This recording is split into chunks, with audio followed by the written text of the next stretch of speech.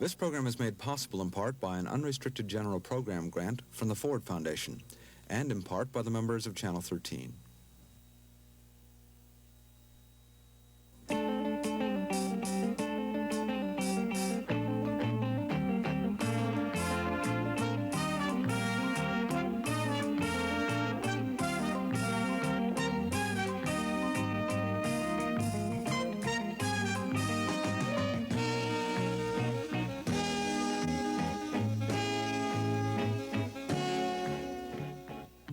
This is the city that Robert Moses built.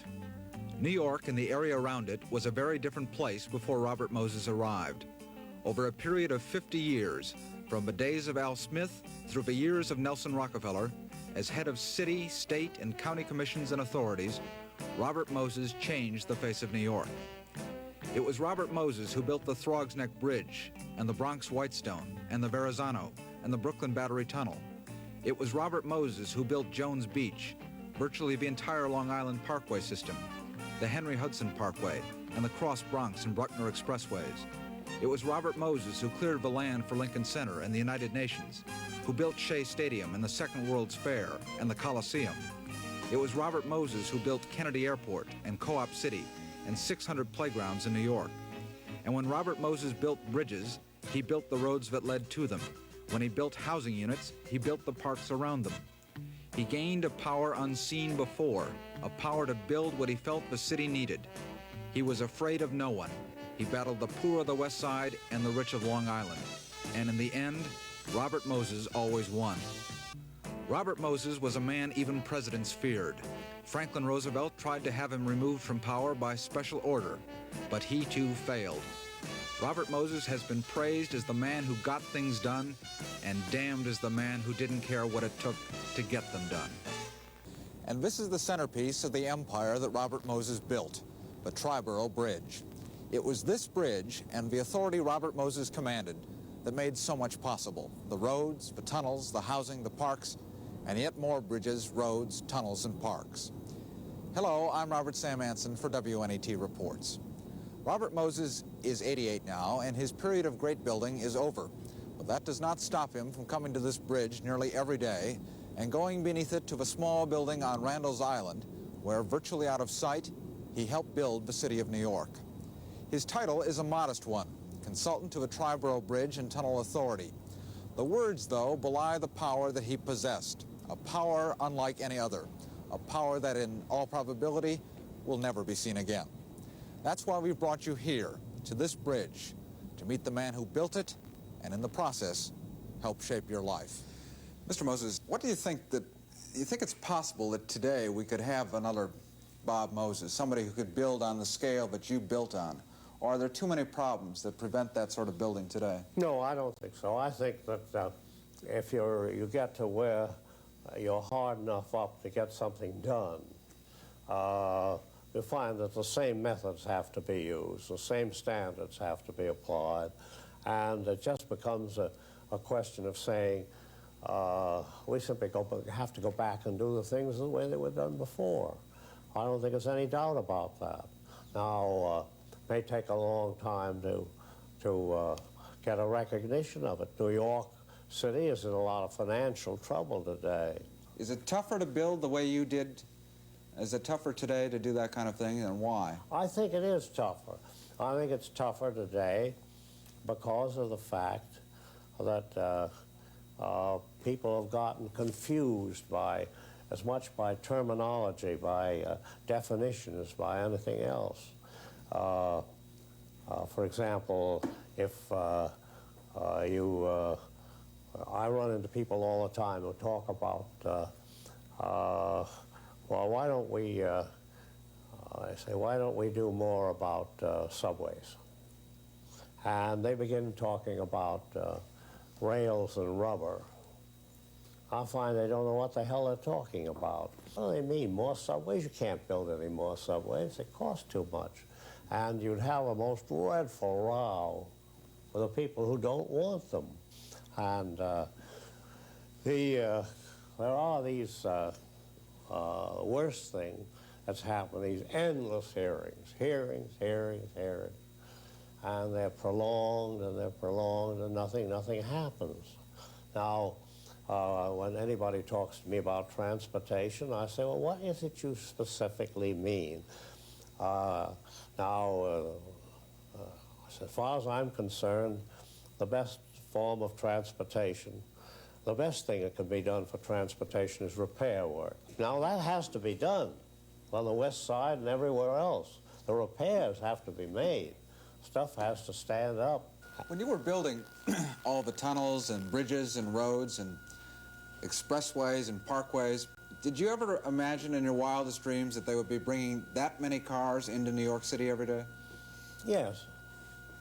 You've had this lifelong love affair with the automobile, but you never learned how to drive, did you?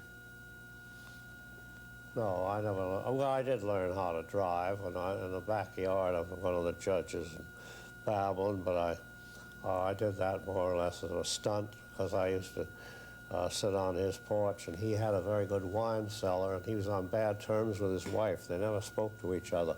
Each had half of the house, and I used to sit up there, and I learned how to drive an old Ford, but I never used it. But that wasn't because I had any objection to the automobile. I was the fellow that told the people in Detroit, I said, you fellows are crazy, because their point of view was they had nothing to do with the automobile after it got off the assembly line. That was the government that had to take care of that. You think of anything stupider than that? They held back all major highway work. We were building 3-rod roads in New York when I first began with Governor Smith. That's only about 3-rod roads. 45 feet wide, something like that? Well, it was just wide enough for 2 lanes. Mm-hmm. And we got into major road construction. But what you have to keep in mind in that particular case is that the major transportation had to be by highway, it had to be vehicular, it had to involve rubber and not rails, and that's true today. Now, if you're looking forward to the time when the automobile companies will no longer make automobiles, and mind you, I'm not just talking about the individual, this character they picture as one man in one car, and there's an awful lot of baloney in that. If you live in the suburbs, you'll know it's nonsense. But over and above that is the fact that the highways take care of buses, trucks, and the individual car, however many people are in it. And that'll be so as far ahead as we can look. If you can imagine a time when all the people working for the constructors of these cars, used for these multiple purposes, are going to be out of business, will you tell me what in the name of God the people are going to be doing? What projects that you didn't build did you want to build? Oh, they were parts of these programs that are still there to be done, like the rest of Jones Beach. Now, the towns have a lot of land there, particularly the town of Hempstead. And we want them, for example, to build another causeway, at least one more causeway. I think there ought to be 2 over to Jones Beach. And that will be on town land, next to state land, and involves a lot of cooperation. You were beaten on several things, though. A bridge across the Sound, an expressway across Midtown. Not beaten yet on the Sound crossing. You think there's still hope for that one? Well, it's got to be built. There's no question of hope about it. It's got to be built. How long do you postpone it? How much hell do you raise in waiting to do the thing? That's all. You didn't change the picture a bit. This is an indispensable thing. What about the expressway across Manhattan at 30th Street, and then there was the Lower Manhattan Expressway? I think it ought to be done. Now, if you take, I had a letter this morning from one of our former top fellows who'd just been out, some kind of a shooting party they had down south with 2 big firms, one of which will be the chief firm in the building of this Westway, if it is built. Well, you'd say designing it, wouldn't you? Designing it, yes. Yeah. But let's take that as an example. He said that the head of this firm told him all his plans had been prepared to send in based on $1,300,000,000. They've now said $1,100,000,000. That's absolutely nonsense. And it isn't $1,300,000,000. It's $1,700,000,000 on account of increased costs and that kind of thing. No question about that. That's what's going to happen. Now, how do you think that the new President of the United States, bear in mind that the announcement of this whole thing was made by the black gentleman who had that job 18 days before he was going out of office. Bill Coleman, the former Secretary of Transportation. 18 days before he was going out of office. The other man had already been told he was in. He hadn't been sworn in. He was gathering in his wife and his belongings to move to Washington. But the announcement came from a man who had 18 days, and when it appeared in the press, finally, he only had 12 or 13 days left. Now, why wasn't the new man there? And when the new man is there, next week, we'll say, what is he going to say? He's going to go to the president, going to say, what about it? And the president's naturally going to say to him, what is this amount? Well, the amount the top engineering firm mentioned to one of our former chief engineers, only got the letter this morning. He says they've revised the thing now, and they say it's $1.3 million. Another one of the firms I know pretty well, I checked up, they said $1.5 billion. I say it's $1.7 billion, and so do all my men. Oh, we're pretty nearly right. Now just ask yourself this question. You go around in Congress to all the new people, Senate, House, Democratic on both sides, a lot of new officials, thousands of them, sheriffs, members of city council, local members of legislatures in the states. What would you try to sell? How would you try to sell them the idea? This 90% of this huge sum was to be spent on 4¼ miles on the west side of Manhattan. Just tell me how you'd sell that thing. Be pretty tough. Well, you know damn well it wouldn't happen. Now, you could stall over the thing. Repairs, yes. Now, you mentioned 30th Street. I don't know, what do you think 30th Street would cost? I think $300 million would do it. But $300 million to build an expressway across 30th. Well, there's nothing happened to prevent building that. One of the main buildings that's gone down and been forgotten was the French hospital. It's gone. And another one is just burned up. Well, a friend of mine lives on 30th. I don't know if he'd like to have the expressway come through his house. Well, are we doing this for your friend or because... But there's a lot more people like that today. Oh, sure. There are always There's a lot people. more opposition to that kind There of are thing. always people. We need this crossing, yes. And we also need the crossing downtown that was postponed and laid over, which is a main objective from the west of from the east to the west side. It has to use the tunnel system over to New Jersey. Well, what about friends like mine who live on 30th Street and who are interested in keeping their neighborhoods intact? There seems to be a lot... Wait a minute. Now, what neighborhood is being kept intact? Now, I visualize this thing all the way across. Tell me about that. Begin on the east side and go to the west side. What is the neighborhood you disturb until you get by the Pennsylvania Station, for example?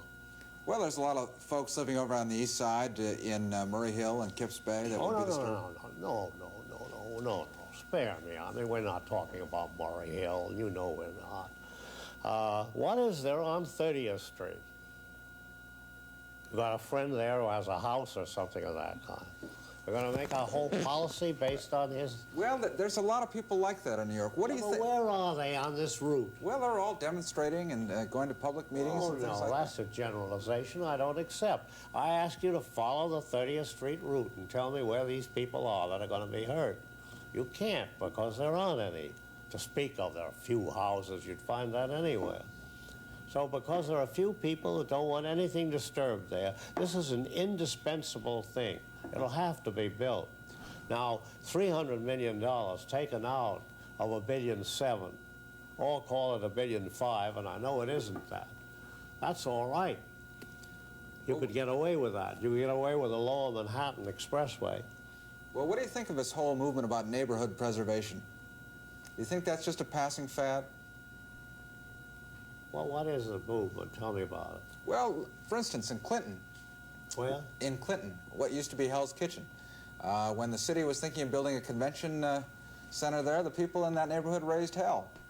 When there's ever going to be a big public works project in any neighborhood of the city now, people raise hell about it. Do you think that that's something you didn't really have to contend with, did you, when you were building a lot of things? Of course we had to contend with it. Now let's be a little sensible about this thing. How do you visualize, if you were around at that time, the area that we cleared out for the Fordham expansion downtown, where they needed the college? They couldn't put any more people up at Rose Hill in the Bronx. And they were working with a group of people who were interested in the, what is now known as Lincoln Square. Opera, performing arts, every kind of arts. And we did it for them. Now I ask you, what was that neighborhood? It was a Puerto Rican slum. Do you remember it? No, I don't remember. Yeah, well, I lived on one of those streets there for a number of years, and I know exactly what it was like. It was the worst slum in New York. You wanted to leave it there, why? On account of neighborhood business? Well, Christ, you never could have been there. That was the worst slum in New York, and we cleared it out. Now, we spent an awful lot of money moving people, and a good many people criticized this. A fellow wanted to go over and live with his sister-in-law's family in Jersey City, and we paid the freight to move them over. I think we went too far at doing it, but we made them all happy. And do you know that after we opened that area there with a tremendous ceremony and all that kind of thing, after that, there were not one single goddamn letter I got from any of those thousands of people who were in there. Were they unhappy? What the hell were they unhappy about? They stopped writing letters? Now, this is just, you've got some generalizations there. Well, I'm glad you set me straight. Well, I know, but you have to have your stuff if you're going to do these jobs. How do you respond to people, Mr. Moses, who say that the time for big buildings and big projects in New York is over, but the city has to contract and get smaller, and that we should be less ambitious, and we should... Why? Well, there's a lot of people like Roger Starr, for instance, who say that. Yes, well, let's take Roger Starr. Roger Starr ever accomplished much of anything? He's a very nice guy. He's a very intelligent guy. And when they were building the two big needle trades projects, when he was in that picture, did he make any great, was he a great opponent of, let's say, any of the needle trades top people who built those things? Which ones? Roger Starr is a ducker and dodger when it comes to big things. Now he wants little bits of groups of people live happily together in places that have no elevators and that kind of thing. Can't do that in New York. Land's too expensive, too valuable. And I know that when they had you remember that lunch they had in New York, and Lindsay raised hell because it turned out that I was the principal speaker. So I said, I don't care a damn. He's the mayor. He should be the principal speaker. But I want one thing. I want my talk printed. I want it next to everybody's desk where he's eating. That's all. Just do that. Well, they had quite a row. I called up one of my friends who was a chief contributor to the thing. He says, I'll pay for it. They did. On his way out, Lindsay stopped to talk to me, and I said, well, I don't think there are a hell of a lot of the people, John, are going to pay much attention to the bullshit you handed out here today, but there's the text. I said, what's the matter with it? Now, as to the other man you were talking about, he's a very able, very nice guy who doesn't want any trouble. He's got an ideal job. He's teaching. Now, that's wonderful. He doesn't need money anyway, but he's teaching now. But there are a lot of people like Mr. Starr who think that the city, that the time for growth is really over. That projects like yours, big ideas, no use for them anymore. What do you say to that? Oh, I say they're wrong. What do you say when you see the conditions in the South Bronx today? I mean, really see them. And I won't say Harlem. Harlem, a good deal of it has been cleared up. And this huge area in Brooklyn, horrible conditions. Now, it's true that you can have a couple of the Kennedy widows there come over there and they celebrate because they've opened a place that accommodates 80 or 100 or 200 people. We're talking about thousands and thousands of people. Well, you think Roger Starr is going to take care of them with his idea? Now, you want to talk to people who know their stuff about this kind of thing. These needle trades fellows are the ablest, smartest builders we ever had in New York. I mean, for slum clearance. Let's talk about what Robert Moses would do. Let's take a hypothetical situation. You had unlimited political power in New York, unlimited funds. How would you rebuild this town? Well, of course, nobody ever has unlimited funds. I'd simply go ahead and do it piece by piece, the way we've done everything.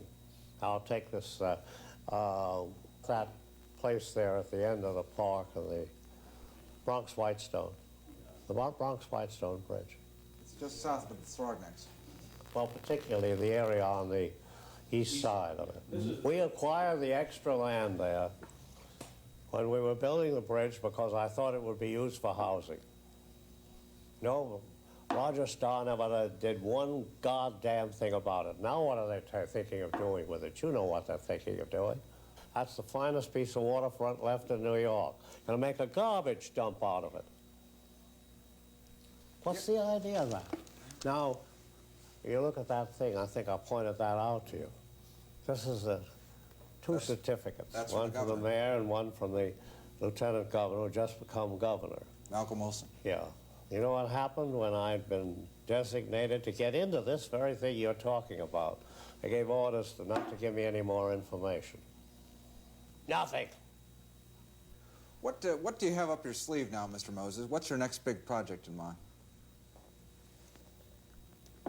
All that I've ever suggested was that along with, since this place here has just become an adjunct to the MTA, all its independent power and its independent funds, because this was a completely solvent outfit.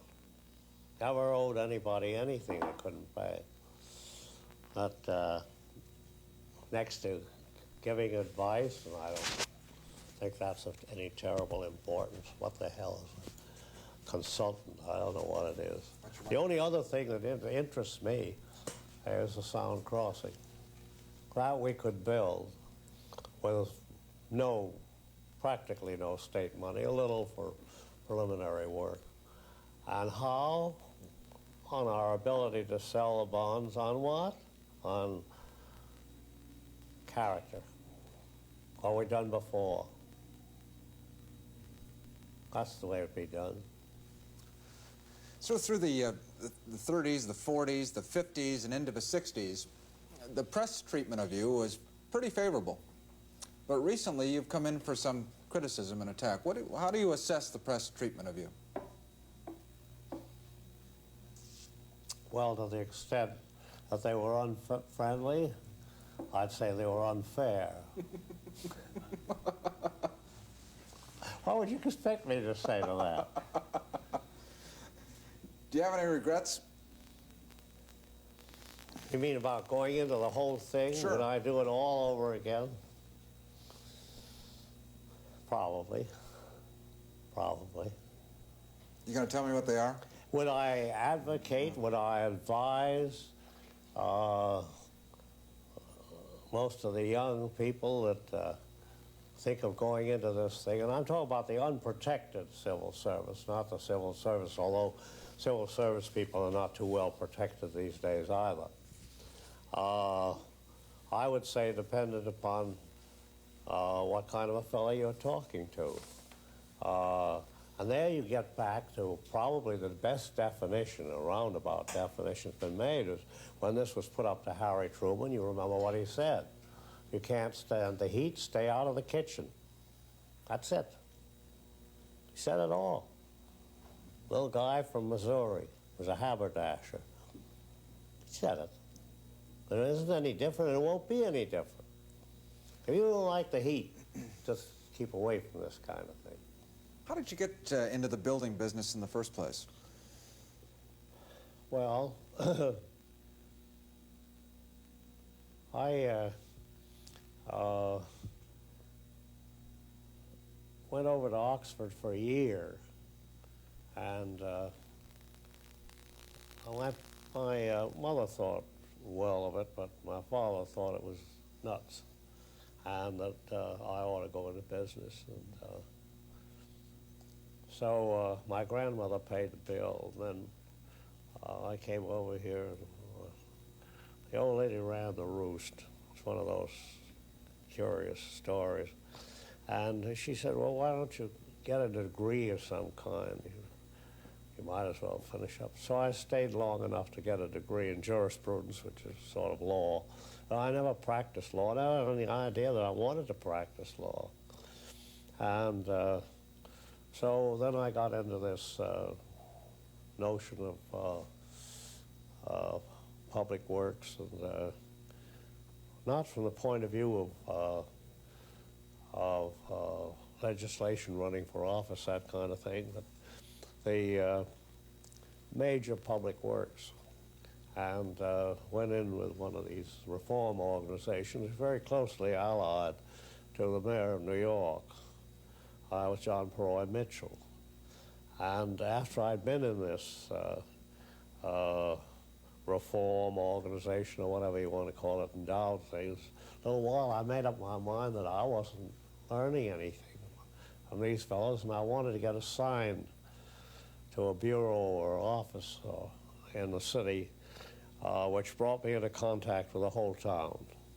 Now that, by definition, meant budget, civil service, city planning, and I did get acquainted with the whole town. I had some curious kinds of luck. The head of the budget bureau was a fellow called Tyrrell, a very able fellow, but he was a periodic souse, and he had a very smart woman secretary who helped him, and a fellow called Sullivan, who was a top advisor. He had about 3 other men in the organization who were good, and I finally got where I was something of a minor factor in the office there. And then I ran into Governor Smith. I was just at the time he was sheriff, very briefly, you know. Then he was president of the Board of Aldermen, and then he ran for governor and was elected. And after that, I was very close to him, anything he did. And I just got the idea that among all the things that were around, the things that interested me most had to do with highways, transportation, parks, parkways, recreation, that kind of thing. And I got switched over into that. But the main point, as I think I mentioned before when we were talking about this, was that the one thing led to another. If you got into major transportation, you had to get into housing. It was unavoidable. And then another thing that happened that changed the whole picture was that somewhat later, this was in '32, when LaGuardia came in,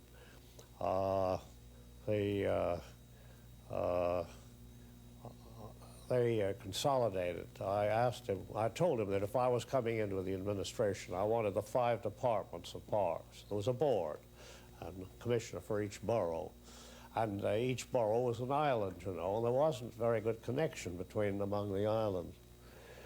And I said, I want one-man job. I don't want to be on a board with the other people. They were all right. They were, of the 5, 2 were really able fellows. And so somehow or other the mayor was able to get this act through.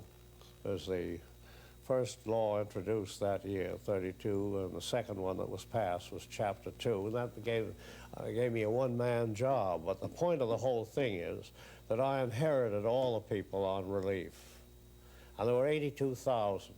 Well, you wake up some morning and find you have 82,000 people working for you. A third of them completely incapable of doing any work that was worthwhile. I mean, a diamond cutter or something of that kind. He's not very good digging ditches. And then there were people that were just in everything. The kind of a fellow that's digging a ditch, and he'll be down in the ditch, and a buddy of his would be above, and he'd toss a spade full of earth 10, 12 feet high, and the fellow up at the top would throw it back again and run down, and his hat, and, you know, and all that kind of thing. And one of the things that you had to do, which is criticized by some people, you took the material, the equipment, away from the people who couldn't do anything with them and had them sifting sands down Coney Island looking for last summer's wedding rings, buried wedding rings, and all that kind of thing. And you gave the material to the fellows that could do something with it. Well, that's, I have no regrets about that. It was the only way to get anything accomplished. But after that, I stuck pretty closely to things that had to do with transportation, public works. You had quite a scrap with FDR and Harold In Ickes, the didn't you? end, oh, yes, but in the end, I got along with Ickes. Well, how did FDR try to get you? Well, one of the things, I would say that if I had to pin it down, well, let me go back a step. I knew him when he was in the legislature, you see. I knew him before he had the trouble up north there and became crippled. And when he became crippled and is crawling around on his hands and knees, he had 2 people who took care of him. One was his wife, and the other was a curious little gnome of a character that left his family, and, you know, it was almost like a bit of biblical stuff, you know. He took up his bed and walked, and he came and joined him, and That was he Lou didn't like me. That was One Louis reason Howe. he didn't like me is perfectly simple.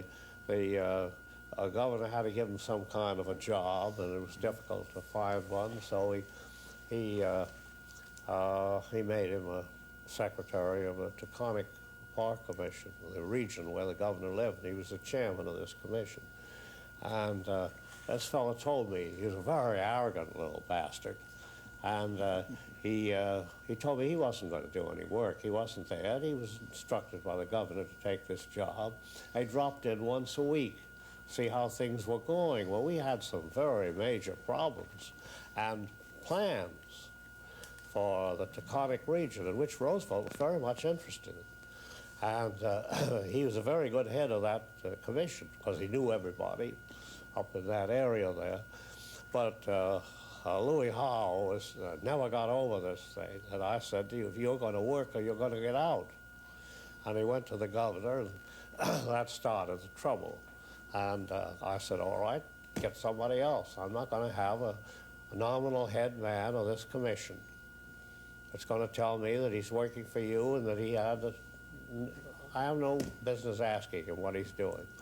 And that was the basic trouble, because I'd seen a great deal of Roosevelt when he was head of the Park Commission. He was downtown in a law firm, and he was also in an insurance company down there, and he used to stop on the way up and pick me up, and I used to go up the house with him, and we'd have a few drinks up there. I don't think Mrs. Roosevelt liked this whole idea of the having the drinks and all that kind of thing. His mother lived next door, and they'd carved an entrance into her place there. She'd come in and out now and then, and she ran the whole roost. Roosevelt's mother, absolutely. When the boys, his boys, went to school, she took care of everything, paid their bills and everything else. Well, how did FDR try to get his revenge on you? Well, he simply, at the end, he finally he made it impossible for me to do things I would otherwise have been able to do. Well, I give you an illustration of it. I mean, give you a number of them. Mrs. Roosevelt had a number of friends up on in Brooklyn on the Heights up there. And, well, from my point of view, they were kind of a weird group. They went in for all kinds of causes and arts and things of that kind. And when the idea was broached of, through the proper channels and everything else, of building a bridge from the Heights over to the Battery, her chums were against that, one in particular. And this has been denied, but there isn't any question about what happened. She went to the governor. And the Army people, all of the Army people, except the Secretary of the Army, who had been the governor of one of the western states, and man, no ability, nothing. The regular Army officers, without any exception, were in favor of building a bridge. And at the request of Mrs. Roosevelt, the president sent for the Secretary of the Army, and he said, nothing to it, I'm building a bridge.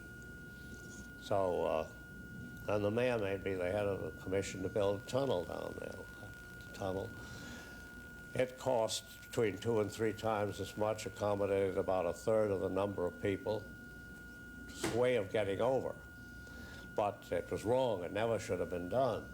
But then this fellow, this Army fellow, he just got a little, went kind of nuts, and he said there won't be any more bridges seaward of the Navy Yard. Well, at that stage of the game, I decided that along with others we were going to build the Verrazano Bridge, and we built it. And he lost his job. And nobody ever heard anything about him anymore after that. When you took the job with the city, with Fiorello LaGuardia, as the Parks Commissioner, you also held on to your state job as well, didn't you? Oh, yes. Well, I had them previously. Well, it's quite unusual for a single man to hold powerful positions in both the city and state governments, and many people have said that that was the key to your getting things done, was having, was wearing these many hats. What I've said is that these things are so closely related. You can't do one without doing the other. For example, if you're working on a parkway, it's obvious that in building anything of that kind, you have to move a lot of people, and that gets you into housing. So I had to take on the chairmanship of the housing board, and it went on that way with other things. Everything that had to do with what they now call ecology, acoustics, environmentalism. We simply called conservation in those days. You don't seem to have much use for modern-day environmentalists. No, I don't. I'd say that just what I'd say of the many of the transportation people, that they were a mixture of sincere, honest fanatics that you just couldn't do much of anything with, because they wouldn't play excepting on their own basis. And young fellows who'd gotten into this thing and gotten into taking courses in colleges and planning and that kind of thing, and who really didn't have very much ability of any kind. and then open-minded people who simply wanted much more done about preserving nature that in the process of building these big public works. There weren't too many of them. You had to take on a lot of these rich, powerful people on the North Shore of Long Island to build your parks and to build the look at parkways. the ones up in Buffalo. The bitterness of those people. Well, this is private power business. They didn't want the state messing into it. These are very tough people. How did you manage it? Well, one way or another. Part of it was luck. Part of it was personal relationships. And, well, I suppose you'd say part of it is, a large part of it, of course, the staff, the people that had around you that really did the work, for which the top fellow would get the credit, but it should have been shared with a lot of other people. And I would say just sheer stubbornness. You were a pretty tough scrapper. Have to be. And that'll always be so. And if you don't like that, call it leadership. You started off, some people say, as the idealist of idealists, and then later you described yourself as a reformed reformer.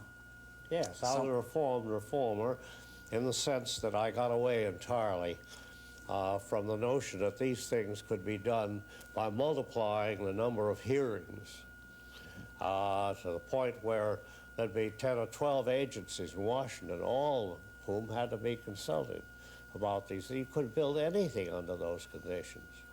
And there was not a difference in the basic sympathy. Say, if you became more interested in highways and transportation than in aesthetics and saving perishing last specimens of some kinds of animals and that kind of thing. Maybe I did lose a certain amount of interest in that. So it was for pragmatic reasons, getting things done, Yes, that you lost some of your idealism. That doesn't mean that you lost your idealism. It means that you primarily are interested in more or less immediate, realizable objectives. And that came ahead of everything else.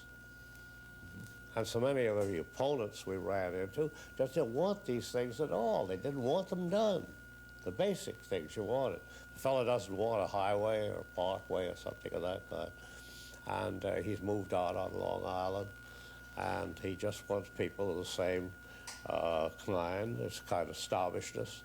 Why there isn't any good talking to him about idealism or anything of that kind. It doesn't really enter into it. You've worked with an awful lot of governors and mayors and public Yes, officials I did. over the years, but you seem to have a particularly warm spot in your heart for Al Smith. Oh, How I did. that- I thought he was far and away the ablest man in public works that I knew. Certainly the ablest governor. You seem an unlikely pairing, you and Smith, but you were very Why? close. Why? Well, this fellow from the 4th Ward, sort Well, of I down don't at the know. heels and Those are- rough and tough. Those are things that I don't know how you account for them. And here you Personal were, friendship. Yale and Oxford, but the two of you got on very tightly. You mean because he didn't get a college degree probably wouldn't have done him any good at all. How did you become so close with Governor Smith? I don't know. I can't answer that, excepting that I liked him very much. I liked the way he did things. And, of course, there was that factor of enormous loyalty to his own people. He never ran away from them. He had to change his mind on something he agreed to do. He'd send for you and say, now, let me tell you what I'm up against, what happened here. And he was an ideal man to work for. You didn't have to turn around and figure whether he'd left the procession, turned up some side street, which is true of practically all the others at different times. Let's talk a bit about some of these other fellows that you've worked with. For instance, Fiorello LaGuardia. What did you think of him? I thought he was the best mayor in my time. Very difficult man to work with. And I think I mentioned once before, talking about this picture, he had a secretary who drank too much and got into trouble and talked out of turn. Some newspaper men who'd come around and get him to talk out of turn, and on one of these occasions, He did talk out of turn, and the mayor fired him. And he had been the head of one of the big Protestant organization societies, and the job had been filled. He had a sick wife, one child who was very sick. Well, everything was wrong. And he came to me and asked me if I would intercede with the mayor. And I said, I don't know why you should ask me to intercede. You're no great friend of mine. And but I said, on the other hand, I have nothing to complain about. But in all the years you've been around here and all this charity work and uplift work, you must have hundreds and hundreds of friends who would be much closer than I am. And I said, you know, the mayor is going to resent anybody getting into this thing, especially somebody who really has nothing to do with it. But why should I do it? He says, because they are all scared of him. And he says there are only 4 or 5 people who will talk to him about these things. Well, I said, that's complimentary. I'll go over and talk to him and see. Now, we live down south end of Carl Schurz Park here, and we had moved the mayor up into the mansion there and fixed the mansion up for him. I did that. I bailed him out of where he was in Harlem.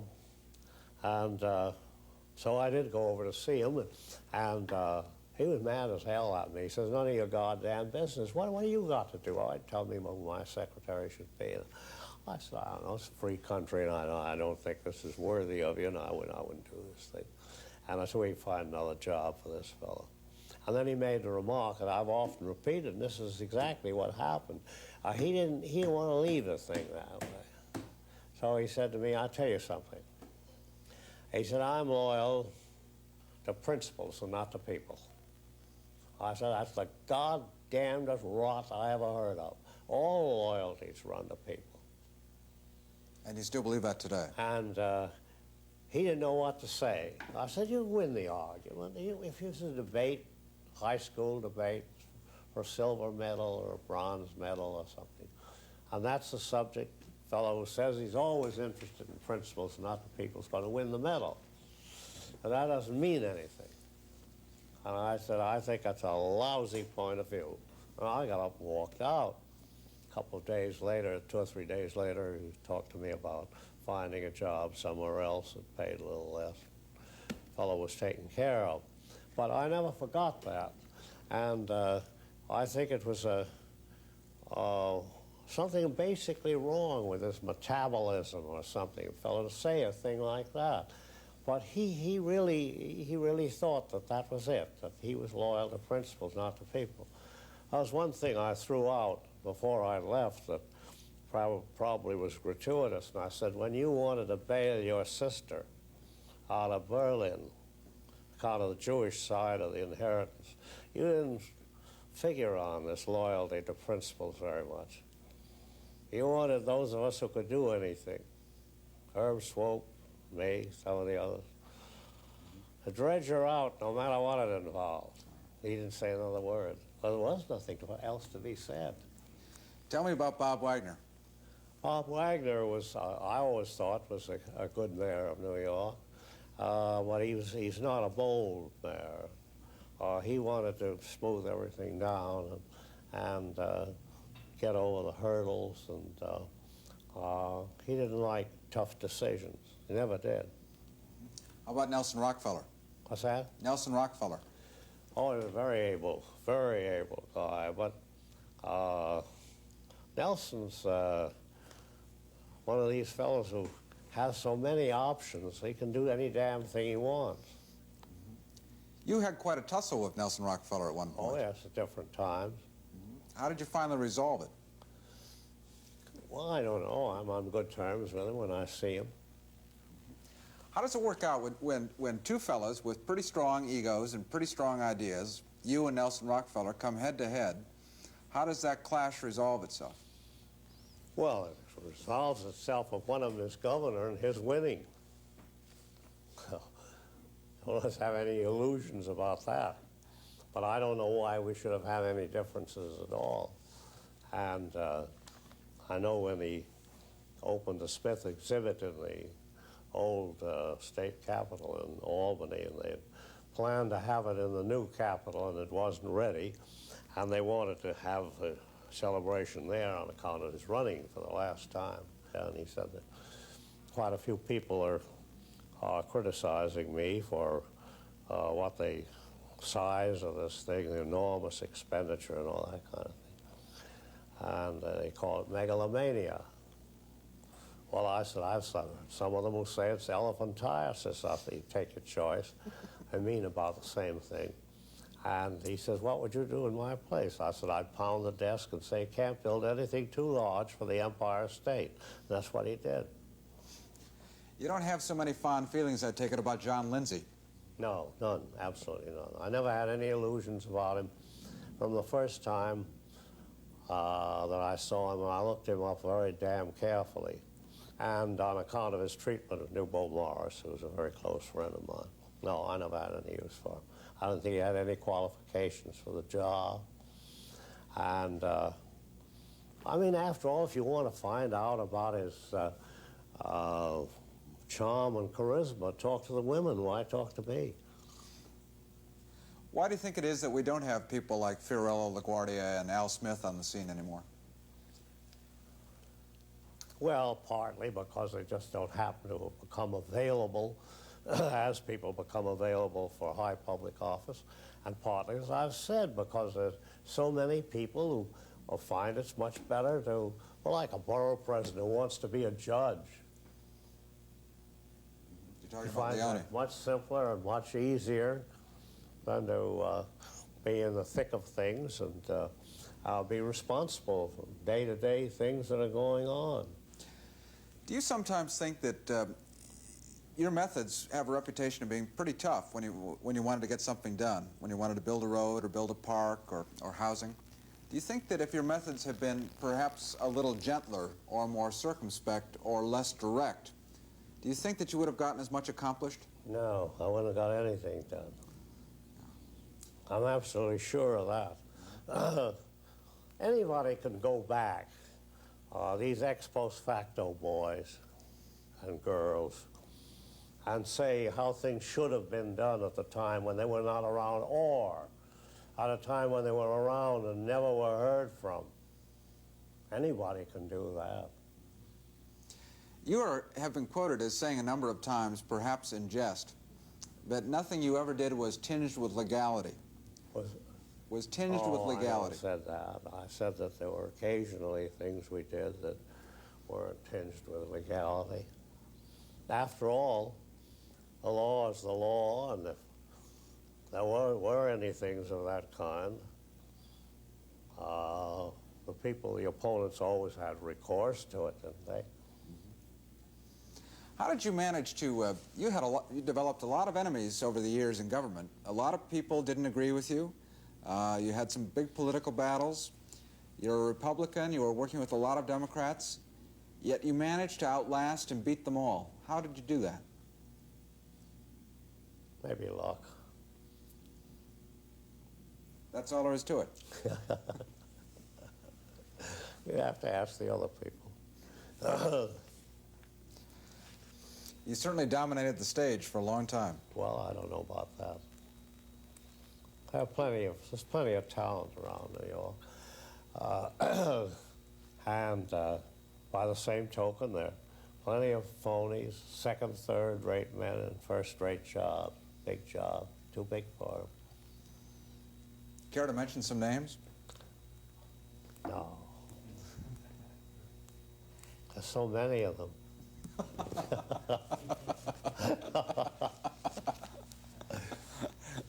Why do you think it is that a lot of people are leaving New York now? Well, there you have a question of what is really happening. When you say New York, you mean New York City? New York City. Oh, well, they're going to the suburbs, they're nearby. If they're going to the outlying areas like westerly Suffolk County. Driving out of here on highways that Robert Moses built. Well, what's wrong with that? If they want to come into town, commute into town, they're going to drive in. On highways that Robert Moses built. Yes, that's right. How else would you do it? You think you could build enough rapid transit for that? It must be crazy. I was at the meeting at which they had a small appropriation that they came up, a popular vote, $500 million, and to build the extension up in the Bronx, a subway extension there. And it was one of the two people who spoke against it. I said, I'll give you a very simple argument. There isn't a goddamn person in this room will ever see this thing built. You know it's so. They never used a nickel of that money for it. Not a nickel. They used it for other purposes. Now, if you say that New York ought to shrink in population, I'm not told sure that that's so. If you say that you're not interested in theaters, you're not interested in your own business, what are you doing here? Why don't you go somewhere else? Wouldn't live anywhere else. What? Wouldn't live anywhere else. Yeah. Now, to go out and apologize to a lot of snobs and phonies such as those that went out on Long Island beginning in the 20s and 30s, that kind of a gang, I admit that I never liked them, and I don't like them now, and most of them have disappeared. They've gone elsewhere. The children don't like it there anymore. I don't know why. Maybe because it isn't exclusive enough. Maybe because they can see the newcomers.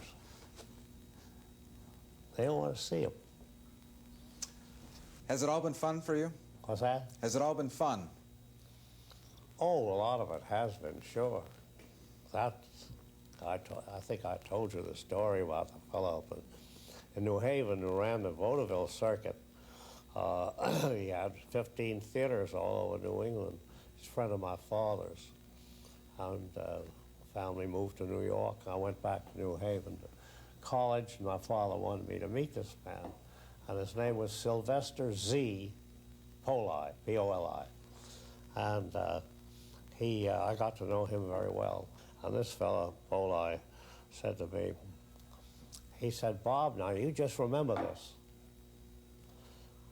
Life is a vaudeville show. That's what it is. If you get any fun out of it, it's all right. As long as you regard all these things you're up against as part of a vaudeville show, you're all right. And I've come to the conclusion he's right. It is a vaudeville show. If you get any fun out of it, get it. Listen, Mr. Moses, thank you very much. You're entirely welcome. Thanks for your life. Thank you. How about I getting a drink and something to eat?